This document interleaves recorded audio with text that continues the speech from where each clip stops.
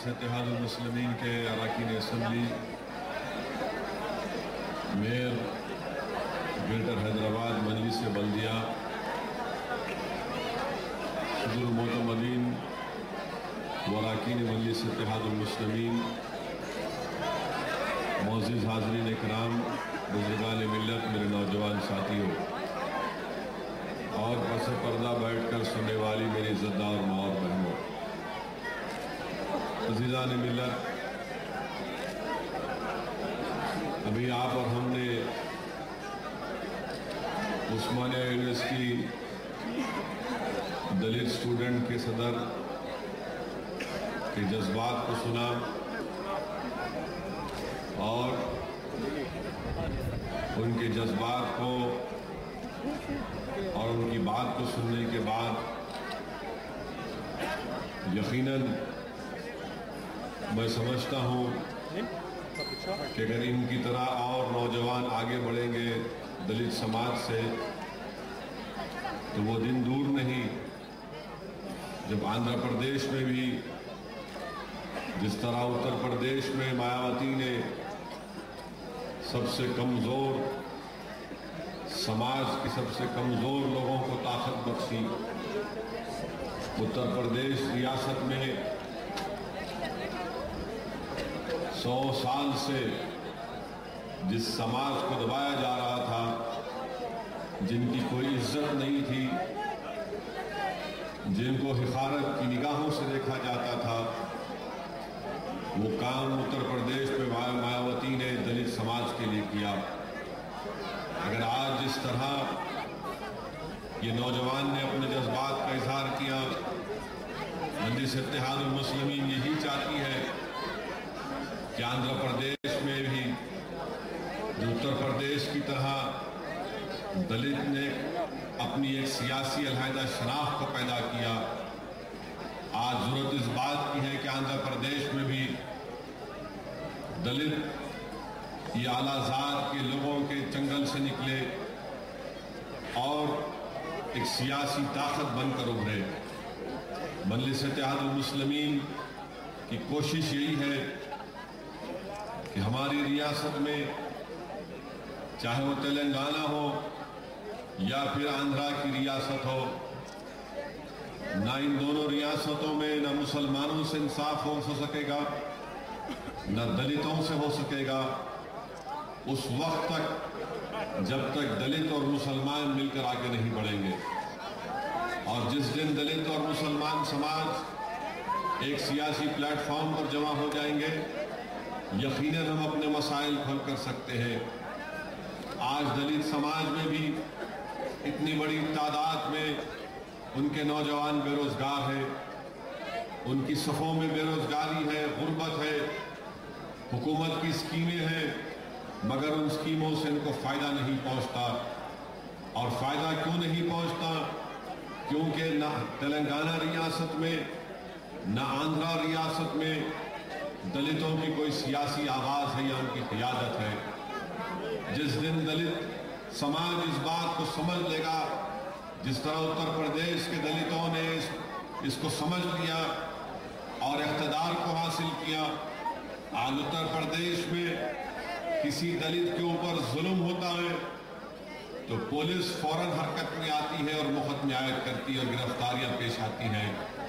मगर वही उत्तर प्रदेश में अगर मुसलमानों की जान और माल का नुकसान पहुंचाया जाता है या हमारी माँ और बहनों की जिस तरह मुजफ्फरनगर के फसादात में इज्जत लूटी गई, आज मुजफ्फरनगर के फसाद होकर करीब 5-6 महीने का अरसा गुजर चुका मगर आज भी गिरफ्तारी अमल में नहीं आई।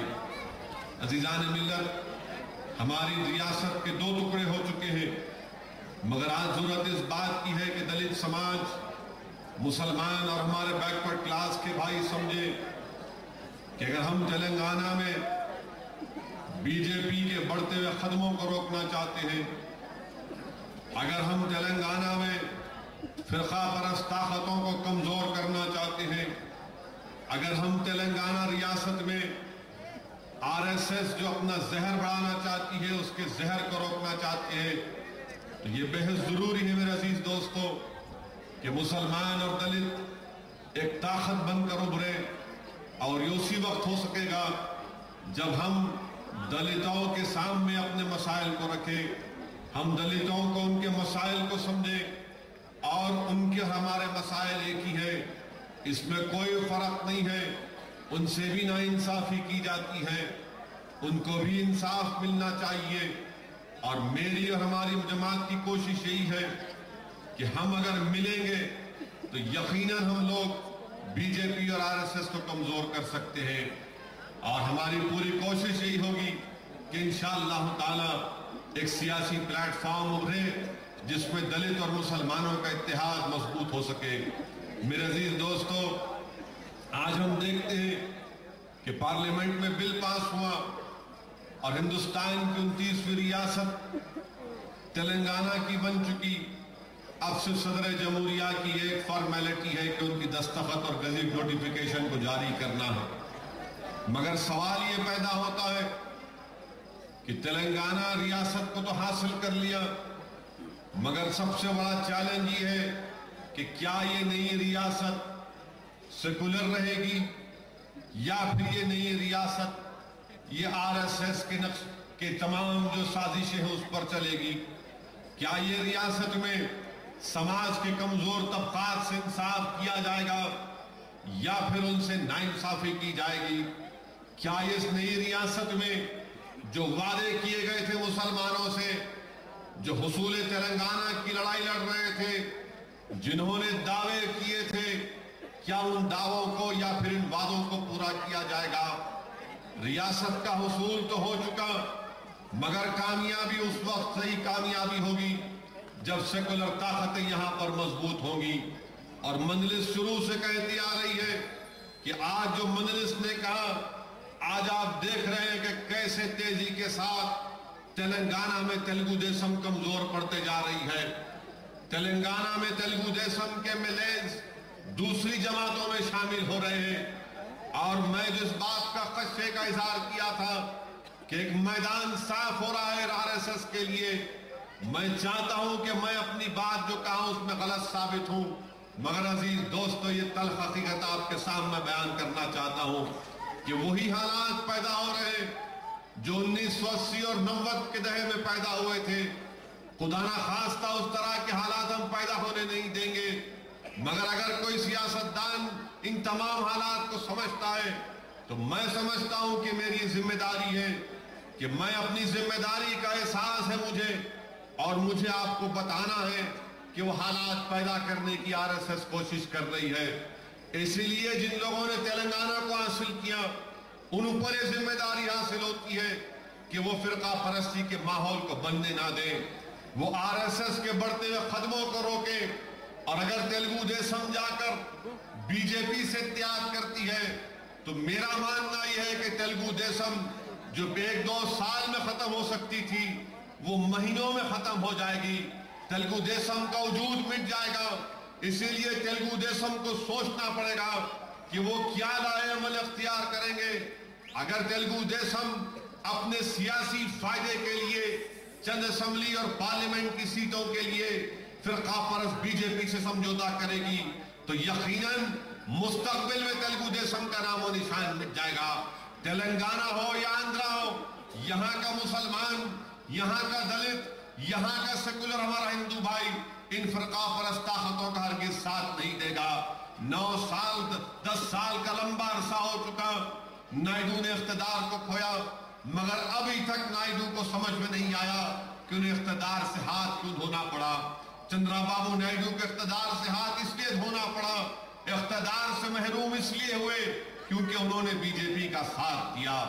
बीजेपी का साथ तेलुगु देशम की तबाही का बाइस बना। आज फिर वही गलती करने जा रहे हैं। मेरा ताल्लुक सिर्फ इतना है कि मैं इनसे कह रहा हूं कि मत हाथ मिलाओ इन लोगों से।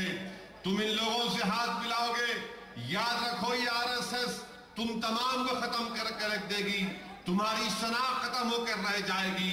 हम इतना ही कह सकते हैं कि रोको अपने आप को, वरना याद रखो ये सेकुलर बात हम करते जरूर हैं, मगर आज हम क्या देखते हैं अजीज दोस्तों, कि सेकुलरिज्म के नाम पर ये तमाम के तमाम कायदीन मुसलमानों से तो वोट हासिल करते हैं, दलितों से वोट हासिल करते हैं, मगर जब वक्त आता है जाकर बीजेपी का साथ दे देते हैं।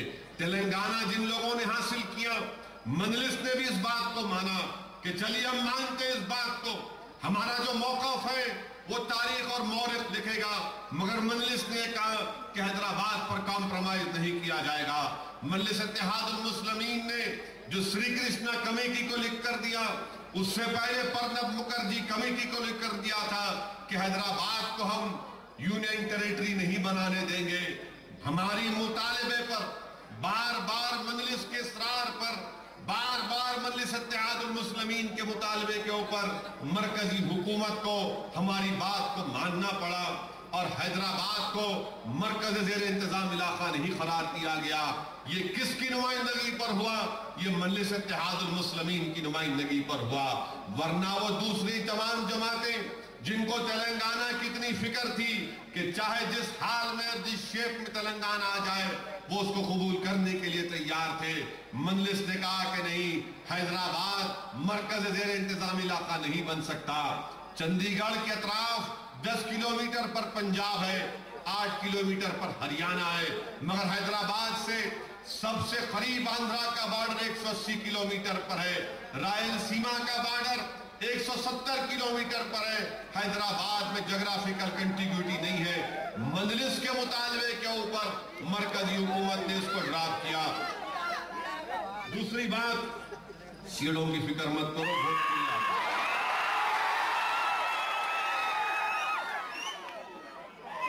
आप और हम तो जंगली जानवरों से मुकाबला कर रहे हैं, सीटों की फिक्र मत करो। वो एक जंगली जानवर है गुजरात का, जानवर ने कीड़ाई छे उन्हें, और हमारे ये दलित नौजवान की तकरीर के बाद तो इंशाअल्लाह मुझे लगता है कि इस इलाके में जितने बड़े की दुकानें कल से उनके सेल में इजाफा होगा। आने देखिए, आपके बीफ के ऊपर गाना बना दिया, हम बोले तो केस बुक कर देते। अब हमारा दलित भाई बोल रहा है कि हम फखर से कह रहे हैं कि हम बड़ा खाते। खाना चाहिए, गरीब क्या खाएगा? गरीब के पास पैसे नहीं है, ना मुसलमान के पास पैसे है, कहां से बकरे का गोश्त खाएंगे दलित और मुसलमान? अगर गोश्त खाना है तो वही बड़े का खा सकते। तो अब इंशाअल्लाह ताला मुझे लगता है कि पूरे बिस्मिल्लाह होटलों का भी बिस्मिल्लाह होगा, पूरी दुकानों में जितने बड़े के दुकानें हैं इंशाअल्लाह कल से सेल में और इजाफा होगा। तो इसके लिए वो तमाम दुकान वालों को इनका शुक्रिया अदा करना है। और बल्कि जितने हैदराबाद सिकंदराबाद में बड़े के गोश्त की दुकानें हैं, वो लोग एक सेमिनार करके हमारे नौजवान लीडर को बुलाइए दलित के, उसका फायदा क्या है बताएंगे। उस्मानिया यूनिवर्सिटी में बीफ फेस्टिवल किए, बड़ा अहम काम हुआ। उस्मानिया यूनिवर्सिटी के बड़े बड़े आलाजात के जितने नौजवान स्टूडेंट थे उनको बड़ी तकलीफ हुई और एहतजाज किए कि कैसा बड़े बीफ फेस्टिवल उस्मानिया यूनिवर्सिटी में हो सकता। हमारे दलित नौजवानों ने उसको कर दिखाया और कहा कि हम बीफ फेस्टिवल करेंगे। अजीज दोस्तों, मैं बात कर रहा था आपसे, तेलंगाना में जो मजलिस ने मुतालबा किया था कि मरकज ज़ेर इंतजाम इलाका हम करार नहीं देंगे, ये मजलिस इत्तेहादुल मुस्लिमीन का मुतालबा था, ये मजलिस इत्तेहादुल मुस्लिमीन की कोशिश थी। वरना ये लोग तो, इनको सिर्फ मतलब था कि मिल जाए रियासत, हैदराबाद यूनियन टेरिटरी हो जाए, हमको उससे मतलब नहीं है। मजलिस ने एक और बात लिख कर दी थी, ये तमाम दस्तावेज इंटरनेट पर दस्तयाब है, कोई भी इसको जाकर देख सकता। श्री कृष्णा कमेटी की रिपोर्ट में हमारी ये दस्तावेज है, हमारी ये रिकमेंडेशन, हमारी ये तहरीरी नुमाइंदगी है। मजलिस ने कहा कि हैदराबाद का पैसा किसी दूसरी रियासत की तरक्की में इस्तेमाल नहीं होता।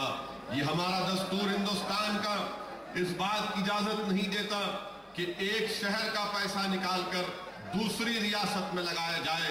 मरकजी हुकूमत ने इसको कबूल किया। मजलिस इत्तेहादुल मुस्लिमीन ने जो 3 अहम मुतालबे किए थे उसमें से 2 को कबूल किया, और जो सबसे अहम मजलिस इत्तेहादुल मुस्लिमीन का मुतालबा था उसको मरकजी हुकूमत ने कबूल नहीं किया।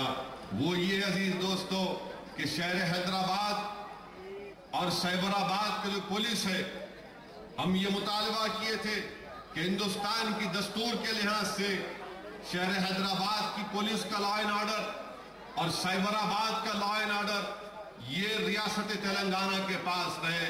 मरकजी हुकूमत ने बेवकूफ़ी कर दी, गलती की, और बहुत बड़ी गलती की, कानूनी गलती है।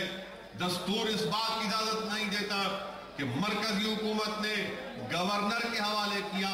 मैं सवाल करना चाहता हूं, जो लोग तेलंगाना कल की लड़ाई लड़ रहे थे, क्या आप इस बात पर राजी हैं कि शहर हैदराबाद का लॉ एंड ऑर्डर, साइबराबाद का लॉ एंड ऑर्डर गवर्नर साहब के पास रहे?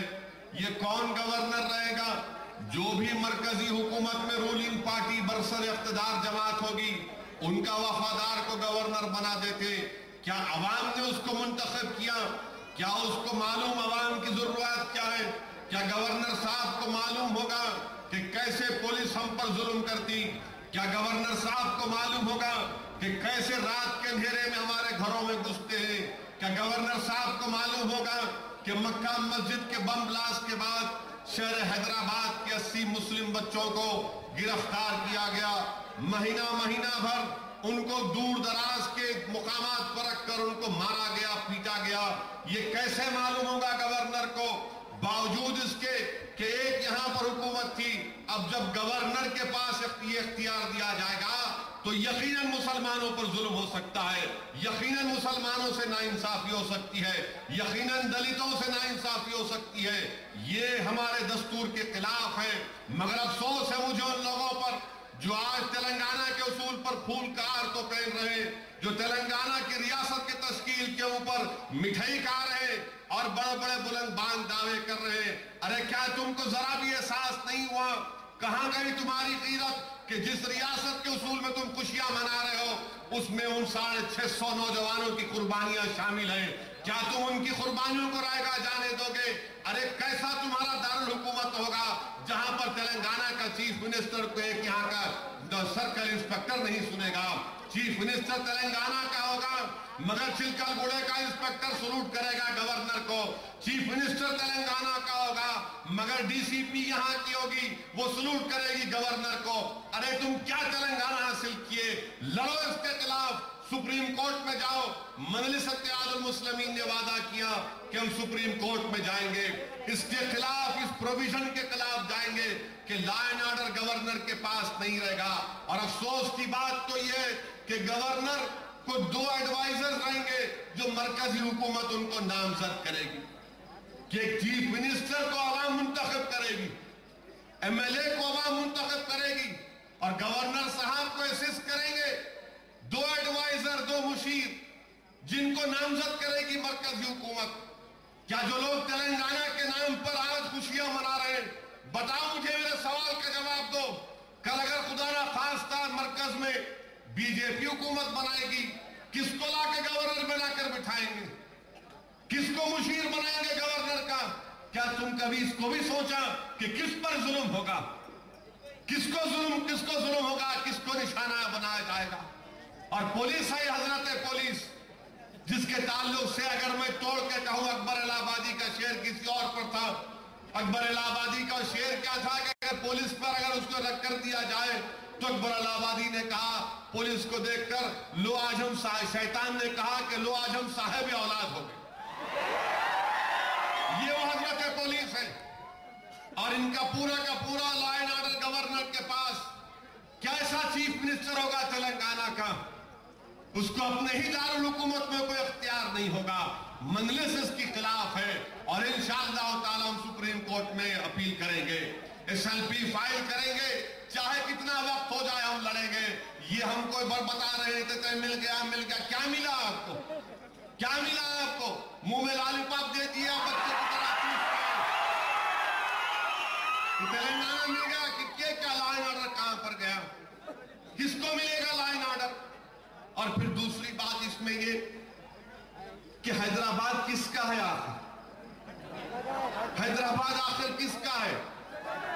तेलंगाना बोलती हमारा है, आंध्रा के लोग बोल रहे हमारा है।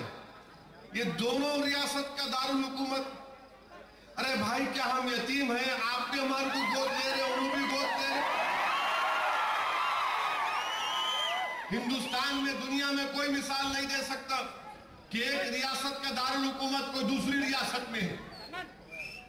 आखिर अगर हैदराबाद तेलंगाना का अगर हिस्सा रहा है तो फिर ये तेलंगाना का दारुल हुकूमत होना चाहिए, नहीं 10 साल के लिए। अरे याद रखो, ये हिंदुस्तान है। 10 साल से कोई चीज शुरू होती तो कभी खत्म नहीं होती। सब चीज 10 साल से शुरू होती और कभी खत्म होने वाली नहीं। मगर 10 साल के लिए हैदराबाद को दारुल हुकूमत बना दिए तेलंगाना का, 10 साल के लिए दारुल हुकूमत बना दिए आंध्रा का। अब सेक्रेटेरिएट की आधी बिल्डिंग ये रियासत की, आधी बिल्डिंग उनकी रियासत की। अजीब और गरीब मामला रहेगा। बेचारा यहाँ के ट्रैफिक पुलिस वालों का क्या होगा? गाड़ी अगर आंध्रा से आएंगी तो चालान किसको लिख के देंगे? किसको रोकेंगे? पुलिस वाले तो कितनों को सलूट मारेंगे। तेलंगाना का चीफ मिनिस्टर, आंध्रा का मिनिस्टर, गवर्नर, उसके 2 मुशीर, ये क्या खिचड़ी बना के छोड़ दी है? ये गलत है। ये एडमिनिस्ट्रेशन पर इसका असर पड़ेगा। पूरा का पूरा अख्तियार गवर्नर के पास रहेगा, पूरा अख्तियार गवर्नर के पास रहेगा। ये आज यहाँ के मिनिस्टर है तेलंगाना के, अरे तुमको हैदराबाद का कांस्टेबल पलट के नहीं पूछेगा, याद रखो। यार बात है कि हमारा मामला अलग है। हमारे पास ताकत, ये इख्तिदार, हमको इससे मतलब नहीं है। हमारा नाम काफी है, उठ जाते नाम सुनकर। मगर तुम्हारा क्या होगा?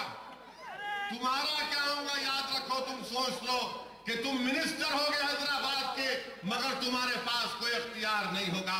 तुम नाम के मिनिस्टर हो गए, तुम्हारे पास कोई पावर नहीं होगा। ये गैर कानूनी काम डॉक्टर मनमोहन सिंह की हुकूमत ने और कांग्रेस पार्टी ने किया।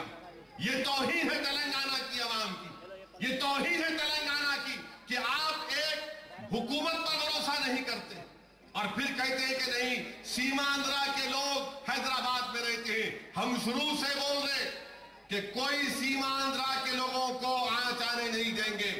ये हमारे भाई हैं। अगर इनको कोई शक्लर बोलेगा तो उनकी जबानें निकाल लेंगे। हम सीमांध्रा के लोगों के साथ ठहरेंगे, उन पर कोई आंच आने नहीं देंगे। हैदराबाद हिंदुस्तान का हिस्सा है, हैदराबाद सबका है, हैदराबाद हर मजहब के मानने वालों का है। हैदराबाद तरक्की करेगा तो इसमें सबको फायदा होगा, मगर हैदराबाद का दिल हमारा है, हमारा मानना है। मगर आप हैदराबाद के ऊपर बोले नहीं, यहां तो क्या निजामाबाद में लोग नहीं है? वो क्या खम्मम में नहीं है? क्या नलगुंडा के कोदाड़ में नहीं है? क्या खम्मम को फिर आप एसपी भी आप नामजद करिए, खम्मम का, निजामाबाद के एसपी भी आप नामजद करिए। क्यों आप हैदराबाद के पीछे पड़ गए? ये गलत इक़दाम हुआ। और दूसरी बात, अहम बात, तेलंगाना तो हासिल कर लिए, बताओ इसका डेवलपमेंट का प्लान क्या है? मंजलिस इस बात को कहती है, मंजलिस इंशाअल्लाह ताला हम अपनी तरफ से कोशिश करेंगे, जो भी हुकूमत बनाएगा उसके सामने कहेंगे कि तेलंगाना में जितने 70 बल्दियात हैं उन तमाम में पीने के पानी की तकलीफ को दूर किया जाए। आज हमारे शहर हैदराबाद में क्या 2 दिन में 3 मरतबा पानी आता, आधे घंटे के लिए, 45 मिनट के लिए। जिसके घर में पंप नहीं, पानी नहीं आता। मंजलिस ने क्या कहा था? ये प्रणहिता चिवड़ला जो प्रोजेक्ट है उसको नेशनल स्टेटस दिया जाए। क्यों कहा हमने नेशनल स्टेटस दो? इसलिए कि उस प्रोजेक्ट की कीमत 20,000 करोड़ रुपए से ज्यादा। अगर वो पानी आएगा प्रणहिता चिवड़ला का, गोदावरी का हैदराबाद को, तो तभी जाकर हमको रोज पानी मिलेगा। मगर ये मुतालबा नहीं करते। मंजलिस ने मुतालबा किया था कि देखो शहर बढ़ता जा रहा है, आबादी बढ़ रही है, पीने के पानी की बड़ी तकलीफ है, मगर आपने इसको कबूल नहीं किया। हम मुतालबा करेंगे, हमारा प्लान रखेंगे कि जितने 70 बल्दियात हैं वहां पर इस पीने के पानी की तकलीफ को दूर किया जाए और इन तमाम 70 शहरी इलाकों में वाईफाई कायम किया जाए ताकि नौजवान उस वाईफाई का फ्री इस्तेमाल हो, ताकि वो अपनी जिंदगी के जरूरियात को, अपने कामकाज को, टेक्नोलॉजी को इस्तेमाल करें। बेंगलुरु शहर में जब बेंगलुरु शहर में वाईफाई फ्री कर दिया गया तो क्यों नहीं उसको हैदराबाद में कर सकते, क्यों नहीं करीमनगर में कर सकते, क्यों नहीं जहीराबाद में कर सकते, क्यों नहीं तांडूर में कर सकते, क्यों नहीं उसको नलगुंडा और कुदाड़ में कर सकते। ये डेवलपमेंट का प्लान होना चाहिए। अरे तुमने हासिल कर लिया, मगर याद रखो अवाम की उम्मीदें तुमसे बहुत वाबस्ता हैं, अवाम की उम्मीदें तुमसे बहुत वाबस्ता हैं। इनको पूरा करना पड़ेगा, बताना पड़ेगा कि दलितों का क्या हिस्सा होगा, दलितों को क्या फायदा होगा। मैं सवाल करना चाह रहा हूं तमाम सियासी जमातों से, चाहे कांग्रेस हो या टीआरएस हो, तुमने कहा था जिस दिन तेलंगाना बनेगा सबसे पहला चीफ मिनिस्टर दलित बनेगा। क्या इलेक्शन के बाद, रियासत के बनने के बाद क्या तेलंगाना का चीफ मिनिस्टर दलित बनेगा या कोई आला जात का आदमी बनेगा? ये जवाब तुमको देना पड़ेगा। मजलिस इत्तेहादुल मुस्लिमीन तुमको याद दिला रही है तुम्हारा वादा। तुमने कहा था कि तेलंगाना का पहला चीफ मिनिस्टर दलित बनेगा। आप मेरी बात को याद रखो कि इलेक्शन के बाद दलितों से कहा जाएगा कि नहीं, हम दस्तबरदार हो रहे हैं इनके आला जात के लोगों के हक में। ये क्या होगा? ये धोखा दिया जाएगा फिर से दलितों को। क्यों नहीं देते दलित को चीफ मिनिस्टर बनाओ? 5 साल के लिए दलित को बनाओ चीफ मिनिस्टर तेलंगाना का, उसी के हाथ में लॉ एंड ऑर्डर दो। कोई फसाद नहीं होगा तेलंगाना में, कोई गड़बड़ नहीं होगी। मगर तुम दलित को इख्तियार नहीं देना चाहते।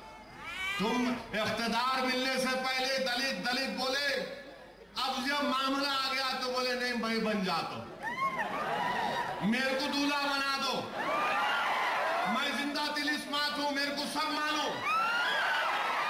ये आखिर कब तक रेड्डी वेलमा की सियासत चलेगी? रेड्डी वेलमा चौधरी ये कब तक चलेगा? ये सोचना पड़ेगा हमारे दलित भाइयों को, हमारे बैकवर्ड क्लास के भाइयों को। ये तल्ख हकीकत जब हम बयान करते हैं तो हुकूमत को पसंद नहीं आता, ये तमाम आला जात की सियासी जमातों को पसंद नहीं आता। ये दलित समाज को समझना पड़ेगा कि आपका इस्तेसाल किया जा रहा है, दलितों का एक्सप्लॉयटेशन किया जा रहा है। नारे मार मार कर इन दलित बच्चों ने अपनी जानें गंवा दी तेलंगाना के उसूल के लिए। 650 अगर बच्चे मर गए, जलाकर मरे या जहर खाकर मरे, तो सबसे ज्यादा दलित बच्चे थे। पूछिए इनसे कि उस्मान यूनिवर्सिटी में सबसे ज्यादा जो सुसाइड किए बच्चे कौन थे? दलित समाज के थे, बैकवर्ड क्लास समाज के थे। मगर जब मामला आ रहा है चीफ मिनिस्टर का तो बोल रहे नहीं नहीं मेरे को बना दो, उन्होंने बोल रहे मेरे को बना दो। आखिर ये क्या हिस्सा है मेरे अजीज दोस्तों? क्या ये इंसाफ है? तेलंगाना इसलिए कह रहा हूं कि रियासत का हासिल करना है एक बात, मगर उसको सेकुलरिज्म पर कायम रखना है सबसे अहम बात। आज इनको बताना पड़ेगा कि क्या ब्लूप्रिंट है तुम्हारे पास। मुसलमानों के ताल्लुक से हमने कहा कि उर्दू जबान, पार्लियामेंट में मैंने बिल पेश किया, अमेंडमेंट दी, तरमीमात दिए कि उर्दू को तेलंगाना में पहली जबान का मौक़िफ़ मिलना चाहिए। क्यों नहीं देते पहली जबान का मौक़िफ़ आप? जब दो जबान, एक तेलुगु जबान पर 2 रियासत तश्कील पा गई तो उर्दू को भी तो उसका इंसाफ मिलना चाहिए, मुकाम मिलना चाहिए। ये उस्मान यूनिवर्सिटी जो उर्दू जबान में पढ़ाई जाती थी, बाद में अंग्रेजी मीडियम में किया गया, क्या उर्दू को उसका इंसाफ नहीं किया जाएगा? जिस जबान ने मुल्क की आजादी में सबसे बड़ा रोल अदा किया, क्या उर्दू जबान को पहली जबान का दर्जा देना पड़ेगा? ये मजलिस इत्तेहादुल मुस्लिमीन का मुतालबा। रिजर्वेशन आंध्रा के मुसलमानों को मिलना चाहिए, तेलंगाना के मुसलमानों को मिलना चाहिए। जिन्होंने 12% का वादा किया, बताओ करके बताओ 12%, 4% लड़ना पड़ रहा सुप्रीम कोर्ट में, आपने 12 का वादा किया। ठीक है, आपका वादा है, करके दिखाइए, आप करके दिखाइए। आप सब प्लान का मुतालबा मजलिस ने किया, ये तमाम तरमीमात मजलिस ने पार्लियामेंट में पेश किए, मगर किसी को तौफीक नहीं हुई कि उठकर बोल सके। इनको सिर्फ जल्दी थी कि मिल जाए मिल जाए। अरे क्या तुमको भीख में दिया गया? तुमको इतना बेसब्री का मुजाहरा कर रहे थे पार्लियामेंट में, अरे अपने तरमीमात मत पेश करो आप। मैंने कहा नहीं, मैंने आवाम से वादा किया मैं तरमीमात को पेश करूंगा। चाहे वो हार जाऊं मैं उसमें, मगर अवाम के दरमियान में तो जाकर कहूंगा कि हाँ, मैंने तरमीमात पेश की थी, ये हमने अवाम से वादा किया था। ये और बात है कि पार्लियामेंट ने उसको मंजूर नहीं किया, मगर हिंदुस्तान की पार्लियामेंट की अहमियत, उसकी अजमत अपनी जगह पर है। मगर अगर हिंदुस्तान की पार्लियामेंट की अहमियत और अजमत है तो इन अवाम के जरिए से, आपकी वजह से, अगर आप वोट डालेंगे तो उस ऐवान की अहमियत और अजमत बरकरार रहेगी। जिस दिन हिंदुस्तान की गरीब अवाम वोट डालना बंद कर देगी, वो पार्लियामेंट नहीं रहेगा। मेरे अजीज दोस्तों, मेरे नौजवानों, इसीलिए कह रहा हूं कि अब हमारे लिए बहुत बड़ा चैलेंज है। अब हमको आगे बढ़ना जरूर है, मगर हमको यह भी देखना है कि कैसे हम फिरका परस्त ताकतों को रोके। आज आरएसएस, ये बजरंग दल, ये विश्व हिंदू परिषद बड़े खुश हैं। आज आप देख रहे हैं हमारे मुल्क की सियासत कैसे चल रही। हमारे रामविलास पासवान, लोक जनशक्ति पार्टी, वो चले गए, बीजेपी में चले गए। कौन ये पासवान? रामविलास पासवान ने बयान दिया था, क्या बयान दिया था कि मैं सिमी के ऊपर पाबंदी का खिलाफ हूं। रामविलास पासवान का बयान है कि मैं सिमी पर पाबंदी के खिलाफ हूं। आज उन्हीं के आरएसएस वालों के गोद में चले गए। किनके गोद में चले गए रामविलास पासवान? आपने कहा था कि आप सिमी के खिलाफ हैं और आज आप बीजेपी की तारीफ कर रहे हैं। आपने बयान दिया था कि मैं गुजरात में मुसलमानों का कत्लेआम हुआ, इसीलिए मैं छोड़ रहा हूं, मोदी को हटाना चाहिए। आज आप मोदी को वजीर आजम बनाने के लिए चले गए, सिर्फ 5 पार्लियामेंट की सीटों के लिए, सिर्फ 5 पार्लियामेंट की सीटों के लिए। और ये नरेंद्र मोदी ने क्या कहा था रामविलास पासवान के बारे में? नरेंद्र मोदी ने कहा था कि ये वो रामविलास पासवान है जो बांग्लादेशियों को हिंदुस्तान की शरीयत देना चाहता। वो नरेंद्र मोदी को भी कोई इज्जत नहीं, वो भी बोला वेलकम, आ जाओ मेरे पास। आप भी वेलकम, आप भी चले गए। आखिर हिंदुस्तान की सियासत में, जिसको अंग्रेजी में कहते कि माइग्रेटरी बर्ड, ये हिजरत करने वाले परिंदे बन चुके। इलेक्शन आया तो इनके पास जाके बैठ गए, इलेक्शन आया तो उस पार्टी में जाकर बैठ गए। कभी तेलुगु देशम में चंद्रबाबू नायडू की तारीफ में गाने गाने वाले अब कह रहे हैं कि नहीं, हम आप पार्टी में चले जाएंगे। कोई वहां बोलता, कोई यहां बोलता। क्या हमारे हिंदुस्तान की सियासत में कोई ठहराव है या नहीं? हर आदमी अपने वफाद के लिए मुनाफिकत करता है। तेलुगु देशम में रहकर बड़ा बाजा बजाए, अब खामोश बैठे हुए हैं। चंद्रबाबू नायडू मोदी के साथ उठता बैठता तो साहब को जबान नहीं खुलती, जबान नहीं खुलती। आज रामविलास पासवान बिहार के चंद पार्लियामेंट की सीटों के लिए बीजेपी का साथ दे रहे हैं। और ये नरेंद्र मोदी कल दिल्ली में तकरीर, परसों दिल्ली में तकरीर करते करते ये कह दिया कि भगत सिंह जो है अंडमान में शहीद हो गए। अजीब और गरीब आदमी है। भगत सिंह वहां कैसा चले गए भाई? काला पानी उनको वहां नहीं हुई। अरे कोई तो पढ़ाओ इसको। क्या तुम्हारे पास हिस्ट्री पढ़ाने वाला नहीं है? कोई तो पढ़ाओ बेचारे को। भगत सिंह को सूली पे सजा दी गई लाहौर में। भगत सिंह वहां पर शहीद हुए, इन्होंने नहीं वहां पर हुए। अजीब गरीब, इन्हें हिंदुस्तान का प्राइम मिनिस्टर बनने का ख्वाब देख रहा है। और फिर दूसरी बात, किसी जलसे में कह दिए कि हमारे बाबा कौम का नाम गांधी। अगर आप एक बच्चे से पूछेंगे कि बेटा एमके गांधी का पूरा फुल फॉर्म क्या है, तो बोलेंगे मोहनदास करमचंद गांधी। जो हिंदुस्तान का वजीर आजम बनना जा रहा है वो मोहनलाल। अजीब और गरीब लाल है ये। मेरे ख्याल से इनका जो जुमला है बीफ इज द स्ट्रेंथ, थोड़ा चकाना पड़ेगा। मगर पेट टाप नहीं लाता है। ये खाली इंसानों का खून चखने वाले हैं लोग, ये इंसानों का खून चखने वाले, ये मुसलमानों की, दलितों की इज्जतों से लूटने वाले। इनको क्या मतलब? अजीब और गरीब शख्स को बीजेपी ने वजीर आजम को उम्मीदवार बना के पेश कर दिया। आरएसएस और बीजेपी के फाउंडर्स में श्यामा प्रसाद मुखर्जी, तो इन्होंने बोले नहीं, उन्होंने वहां उनकी श्यामा प्रसाद मुखर्जी का इंतकाल हुआ जम्मू कश्मीर में, तो उन्होंने बोले नहीं मैं उनकी राख स्विट्जरलैंड से लाया। अरे वो दूसरे शामा थे भाई, ये भी नहीं मालूम। अलेक्जेंडर कहते यहां तक आ गया था, गुजरात तक।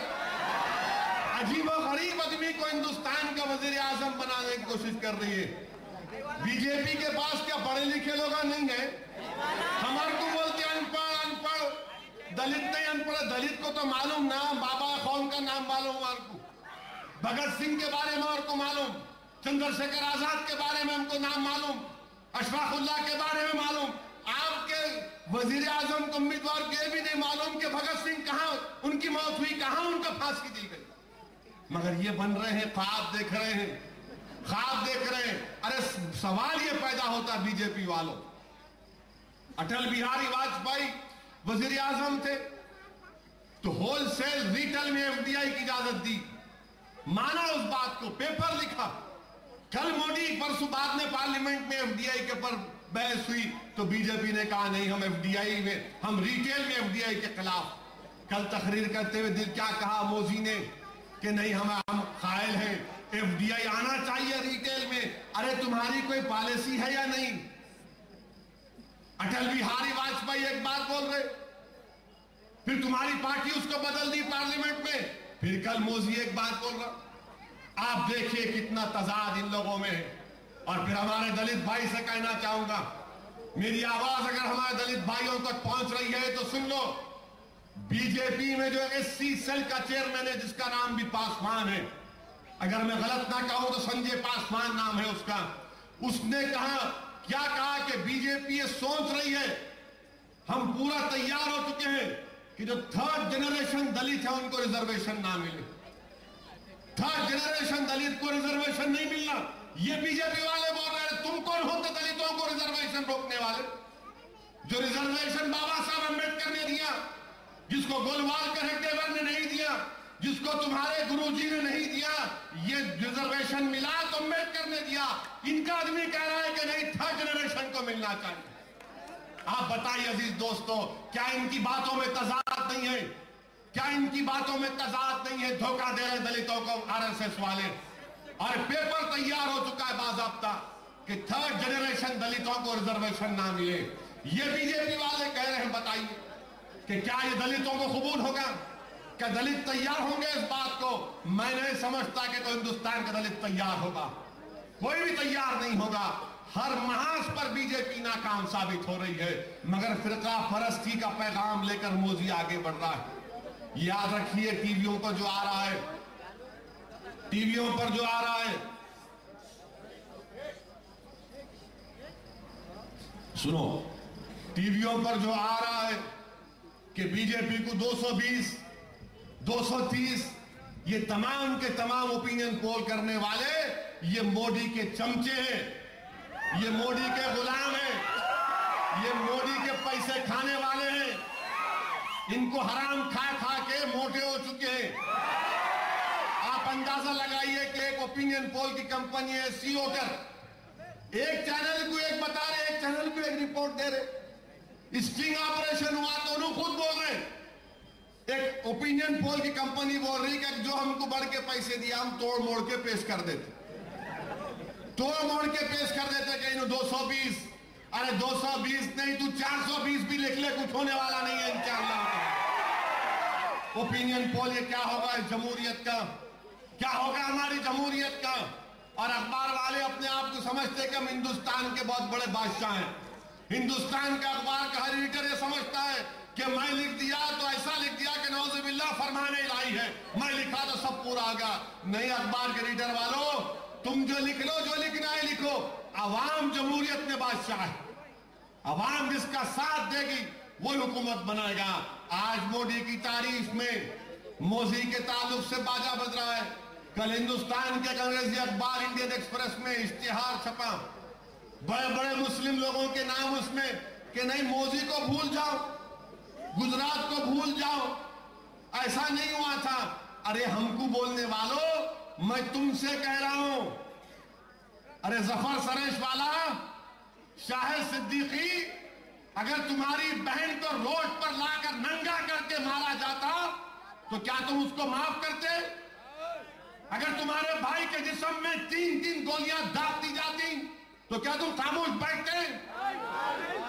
क्या सोहराबुद्दीन कुछ भी था होगा, क्या हमारा भाई नहीं था? क्या एहसान जाफरी हमारा रिश्तेदार नहीं था होगा, मगर जो रिश्ता अल्लाह ने कायम किया कलमे का रिश्ता। सोचो थोड़ी देर के लिए कि ये बिल्डिंग के ऊपर जकिया जाफरी खड़ी हुई है और इस रोड के ऊपर देख रही है एक औरत कि मेरे शौहर की गर्दन मारते हैं, उसके सर को फुटबॉल के साथ खेलते हैं, उसके जिस्म के टुकड़े करते हैं। जाकर तुम जकिया जाफरी से बोलो कि माफ कर दो कातिलों को। क्या जकिया जाफरी माफ करेगी? नहीं माफ करेगी, क्योंकि तुम्हारी माँ और बहनों से वो हरकत नहीं की गई जो हमारी माँ और बहनों से की गई।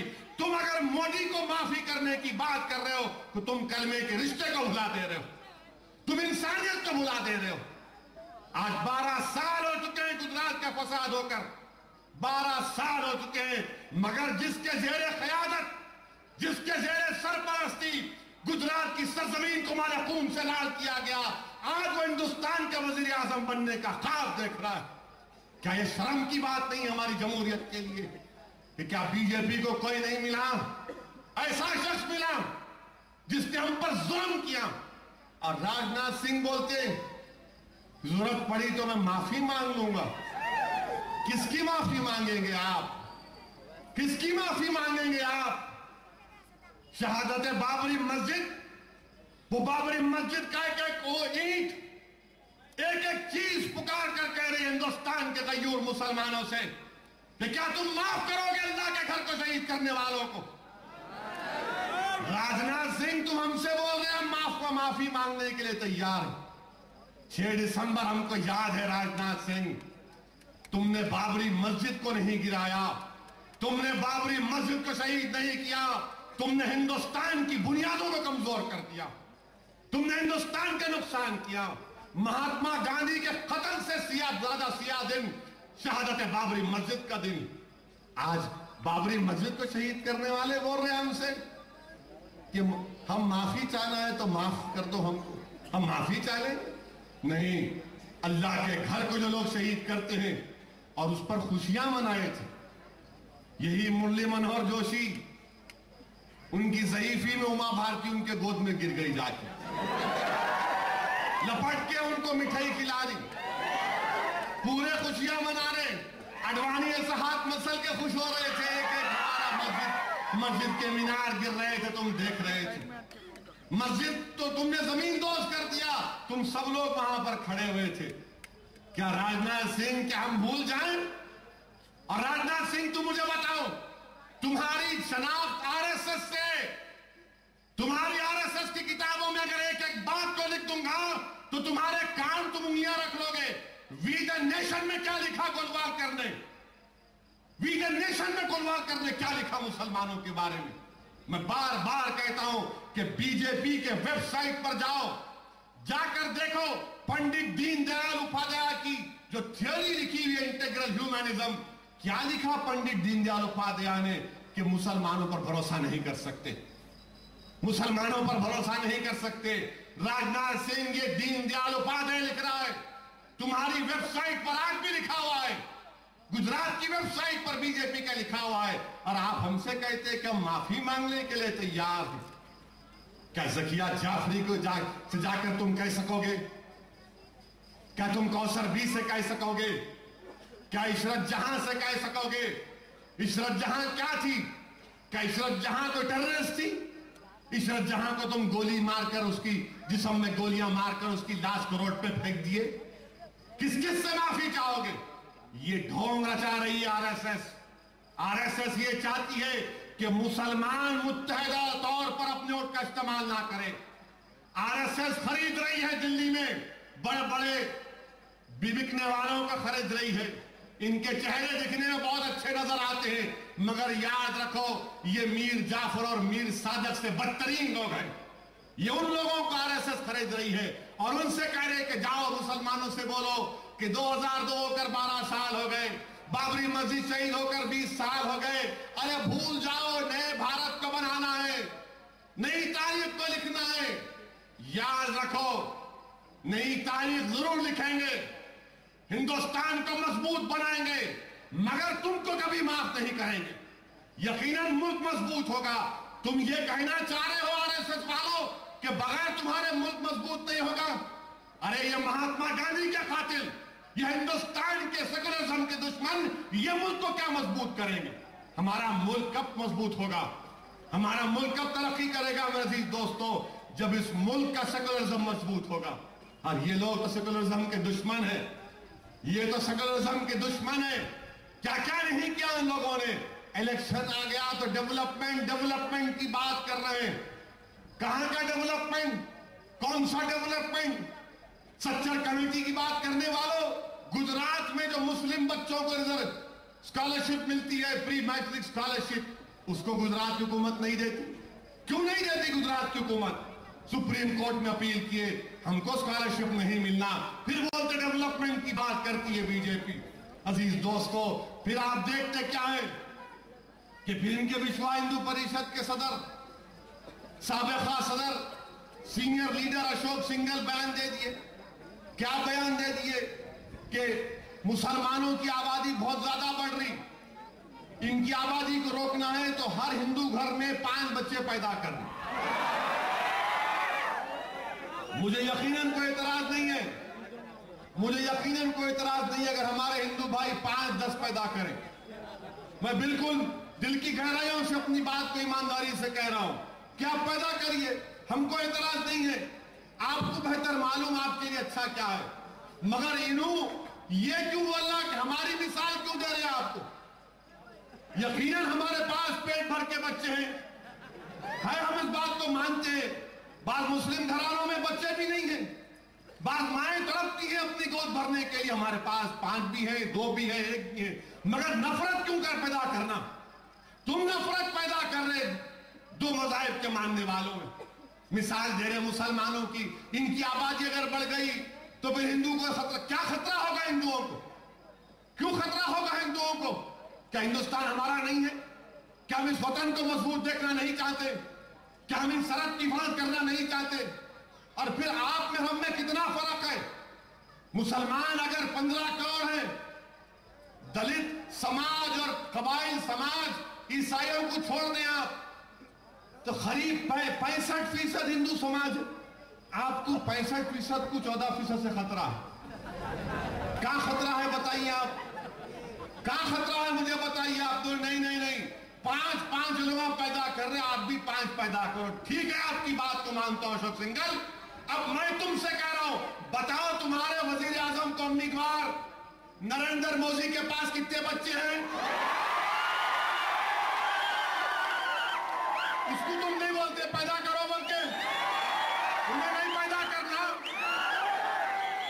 आप सारे हिंदुओं को बोल रहे तुम 5 पैदा करो, पहले अपने बच्चे को तो बोलो, एक तो पैदा करके बताए। एक नहीं, उसूली नहीं, और ज्यादा बोले तो बोलेंगे 100 वैसी ने कहा। मैं कह रहा हूं मित्रों, मुल्क का बच्चा मेरा बच्चा। अच्छा, ये मैं नहीं पैदा करा क्योंकि मेरे पूरे बच्चे मेरे बच्चे। ऐसा बोले तो फिर पूरे दुनिया के मुसलमानों के बच्चों का बाप मैं। अरे क्या बात है बताइए आप? नफरत कौन पैदा कर रहे? हम नहीं कर रहे। तुम अगर हमारी मिसाल देंगे तो जवाब देंगे, हम जवाब देंगे, तुम जो बोलो जवाब देंगे। उत्तर प्रदेश में अगर मुलायम सिंह तुम्हारा एजेंट बन चुका तो मैं क्या कर सकता हूं? उत्तर प्रदेश में अगर मुलायम सिंह तुम्हारी बी टीम बन चुकी आरएसएस वालों, तो यह मत समझो कि उत्तर प्रदेश में मुलायम सिंह हमारा नुमाइंदा है। उत्तर प्रदेश में मुलायम सिंह तुम्हारा नुमाइंदा है, तुम्हारा प्यादा है, तुम्हारा चेहरा है वो। तुम धोखा देती आए। उत्तर प्रदेश में सुना आपने, हमको बोल रहे 5 पैदा कर रहे। ये आरएसएस वाले कोई शादी नहीं करते ये लोग बोलते नहीं हम नहीं करेंगे। हम जो है अंग्रेजी का लफ्ज है क्या सेलिब्रेट रहेंगे, हम नहीं करेंगे। अरे भाई साहब, क्यों नहीं करते आप? मगर नफरत मत पैदा करो। आप नहीं करना चाह रहे, मत करो, अच्छा है, आप मत करो, मगर ये नफरत पैदा करने की बातें मत करो। और फिर अजीज दोस्तों, बंबई में हम बंबई को नहीं जा सकते, मुंबई को नहीं जा सकते हम, मगर अखबार में कल आया, क्या आया अखबार में, मुंबई के टाइम्स ऑफ इंडिया अखबार में न्यूज आई, हमारे एक बहुत बड़े सितंबर 1990 को एक जैनुल आबिदीन जुवाले साहब, ये कोकन के मुसलमान हैं। 1990 में जब सद्दाम हुसैन ने इराक पर हमला किया था, ये मर्चेंट शिप के कैप्टन थे, कार्गो शिप के, जैनुल आबिदीन जुवाले साहब। जब वो कुवैत को पहुंचे, इनको नहीं मालूम था कि सद्दाम हमला कर दिया। 722 हिंदुस्तानी जो भूखे मर रहे थे, अपनी किश्ती में सवार करा के बंबई को लेकर गए। इनका नाम क्या है? जैनुल आबिदीन जुवाले, कोकन के मुसलमान। इनके दादा फकीर मोहम्मद जुवाले, ये हिंदुस्तान का सबसे पहला स्कूल बनाए थे, कैसे कश्ती चलाना समंदर में, जो अंग्रेजी का लफ्ज है नॉटिकल माइल्स, इनके दादा ने बनाया। उनको 1980 में पद्मश्री मिला।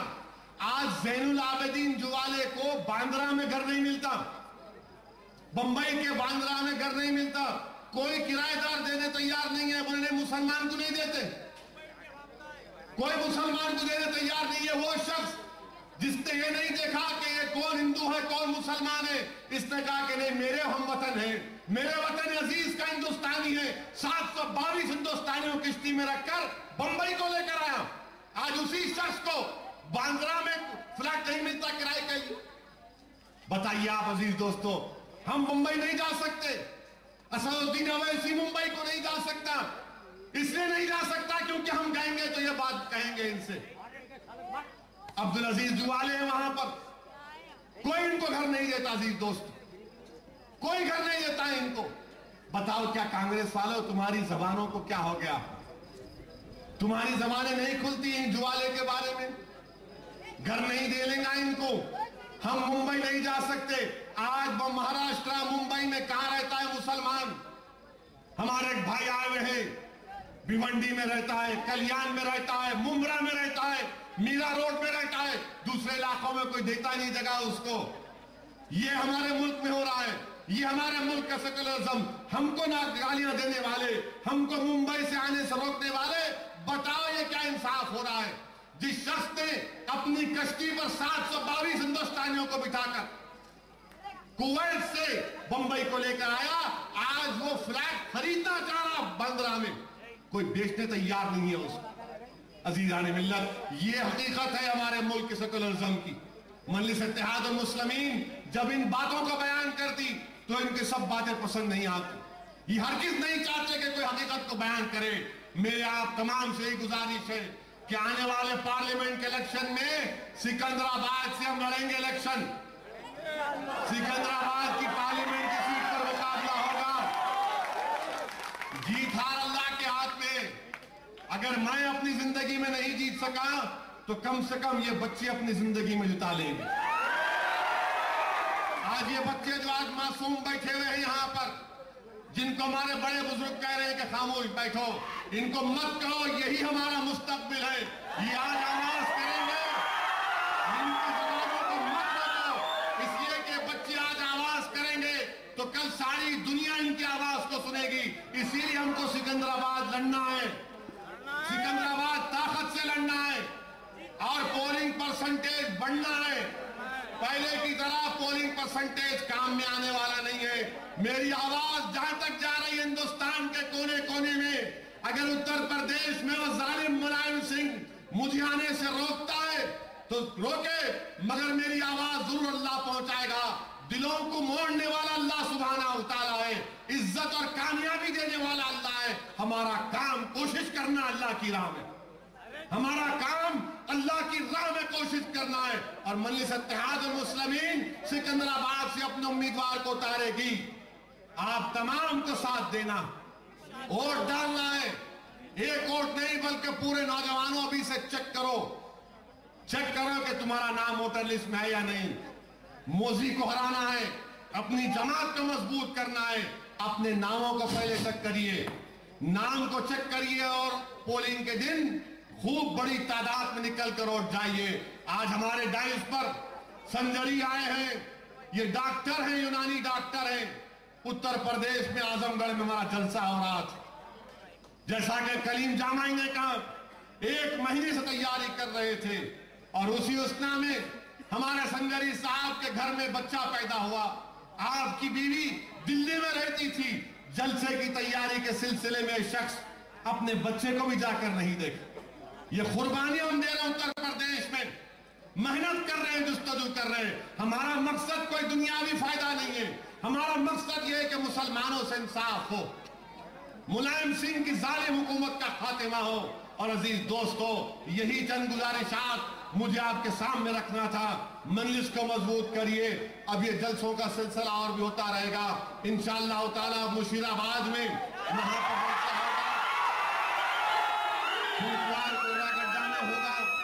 और इंशाअल्लाह पूरे जगहों पर होगा। जमात को मजबूत करिए, अपने वोट का इस्तेमाल